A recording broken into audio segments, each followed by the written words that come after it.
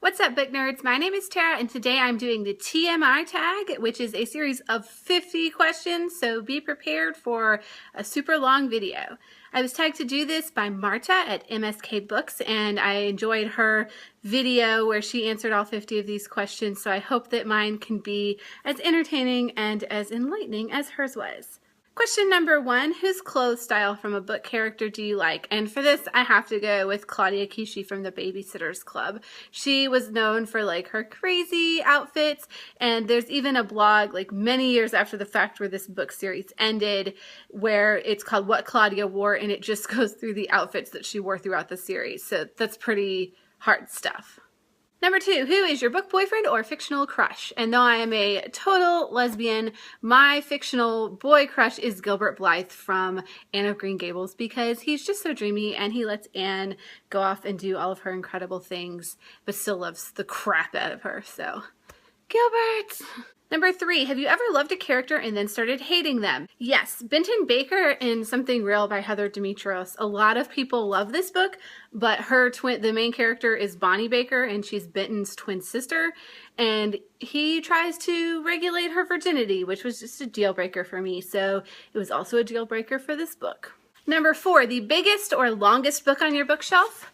This is the Norton Shakespeare. It is the complete works of William Shakespeare, and yes, I have read at least half of these. Number 5, heaviest book on my shelf is also this one. It's the biggest and the heaviest. Number 6, do you have any bookish posters? Yes, I do. I actually have 3 posters I got from Litographs last year. They are Anne of Green Gables. This one is Jane Eyre, and this is The Secret Garden, and they are actually, the pictures are made by the texts of the novels, so they go in the entryway of my house. Number 7, do you have any bookish themed jewelry? And no, I do not. Number 8, your bookish OTP. I want to say Lissa and Rose from the Vampire Academy series because you cannot convince me that there is not a lot of lesbian romantic tension between those two. But if I had to go with my real OTP, it's Ron and Hermione from the Harry Potter series. And dang it, J.K. Rowling, why did you have to go and crush my whole OTP situation? Number 9, what is your favorite book series? And that is the Ruby Oliver Quartet by E. Lockhart. And I only have the first 3 of them, but these are really cute. And there's actually a surprising amount of substance in them, so I enjoy them for the feminist angle as well. Number 10, what is your favorite book to movie soundtrack? Mine is Anything by Alexander Desplat. He did the Twilight series as well as the later Harry Potter ones, especially Harry Potter and the Deathly Hallows Part 1, the 7th movie. Number 11, a book series that you miss and or want to continue, and I would love to see the Babysitters all grown up. Like, let's continue that series and see what they're like as adults. Number 12, what is your favorite standalone novel? And for me, this is Aristotle and Dante Discover the Secrets of the Universe by Benjamin Alire Sainz. My favorite book. Number 13, since when did you read books? Always. Since always. I've always been a reader and I've never stopped. Number 14, which Hogwarts house are you in? Ravenclaw. Always Ravenclaw. Never stopped. Number 15, quality you look for in a book. I look for books that surprise me. That may mean a plot twist, an interesting character, or a unique setting. I just love something that I'm not expecting between the pages. Number 16, what is your favorite book quote? Mine is short. It is, hope is treacherous, but how can you live without it? And that is from Rose Under Fire by Elizabeth Vine. Number 17, favorite author? A.S. King. Forever. Number 18, favorite book cover, and this is The Watch That Ends the Night by Alan Wolfe. I love the little miniature font and the very just striking black and white photo. This book is a series of poems from various voices on the Titanic, and I don't know why it hasn't had more attention because it's a gorgeous YA book. And I mean, the cover, look at that. Number 19, action or romance? Action. Number 20, where do you go when a sad moment happens? I don't go anywhere. Sad moments don't really throw me for much of a loop, so I just keep on reading. Number 21, how long does it take you to finish a book? Usually somewhere around 2 weeks from start to finish. I usually end up binge reading it at the end and just flying through, but it only takes me a couple of hours. I just read 7 books all at the same time and get myself lost in all of them and have a hard time finishing. Number 22, how long is your mourning period? I'm not sure if you're talking about like a character death, at which point that doesn't really faze me at all. I don't need one, or maybe a couple of minutes. Or does it mean a mourning period for a book, which case sometimes I need a couple of hours before I can then pick up a new book. Number 23, least favorite book. This is Falls the Shadow by Stephanie Gaither. Don't ask me why I own it. I'm a sucker. Number 24, turn on in a character. Intelligence. Number 25, turn off in a character, slut shaming. Number 26, the reason why you joined BookTube, because of my dissertation, but also as a creative outlet. Number 27, name a scary book. We Need to Talk About Kevin by Lionel Shriver. It made me never want to have children, which is a far more scary circumstance to have real life fear of your child being a sociopath than any of the boogeymen, monsters, vampires that could be out there. Number 28, last book that made you cry. Fahrenheit 451 by Ray Bradbury, and it didn't help that I was teaching the book at the time. Number 29, the last book that you gave 5 stars, The Bunker Diary by Kevin Brooks, and you can watch my video. I'll link it somewhere around here if you want to know why I gave it 5 stars. 30, any favorite book titles? Sex and Violence by Carrie Mesrobian. I think that's self-explanatory. 31, what's the last book you read?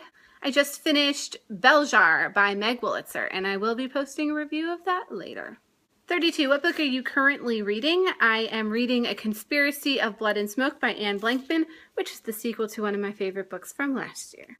Number 33, the last book adaptation you watched. That was The Fault in Our Stars by John Green, and I cried like a baby, even though I did not cry in the book.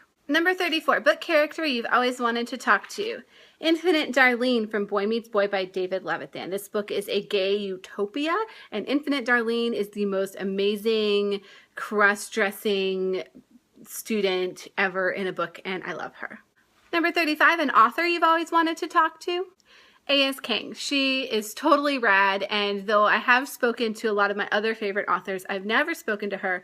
Though, fun fact, I have touched her. We were standing next to each other in a cake line at a conference, and I bumped into her, but I was too embarrassed to say anything. My life is so glamorous. Number 36, favorite book snack. Do Frappuccinos count? 37, world you most want to live in. The World of Anna and the French Kiss by Stephanie Perkins. Even though I did not love this book, I certainly would not complain if you sent me back to boarding school as a teenager in Paris. Number 38, world you least would want to live in. I think that the world of starters and enders would be a pretty craptastic place for young people. And I'm pretty sure everyone my age is dead.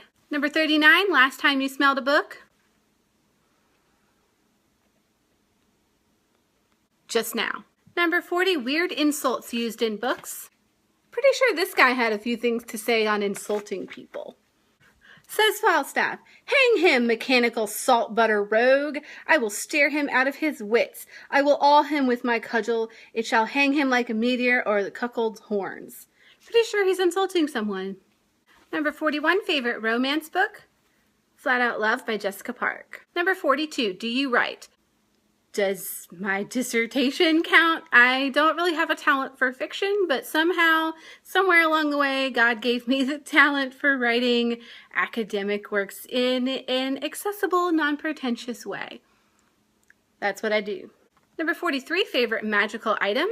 The invisibility cloak from Harry Potter, because I'm really nosy and would like to spy on people. Number 44, what's your Quidditch position? Spectator. I am terrible at sports and skipped all the Quidditch sections in the Harry Potter books. Number 45, name a song you connect to in a book. And I don't know any specific songs, but there's got to be something in Eleanor and Park, right?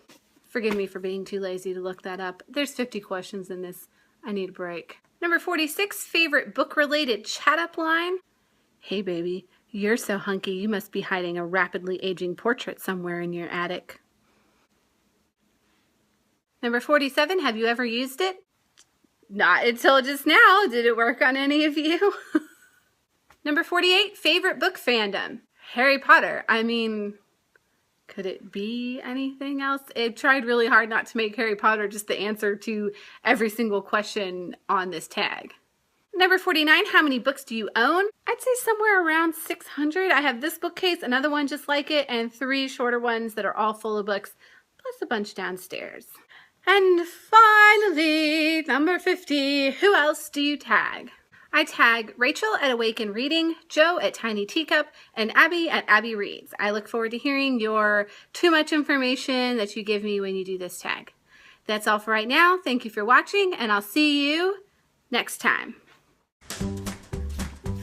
A is king forever. A is king. Number 3, have you ever loved a character and then started hating them? Yes, I hated Benton Baker in Something Real. Ooh, let me get the book.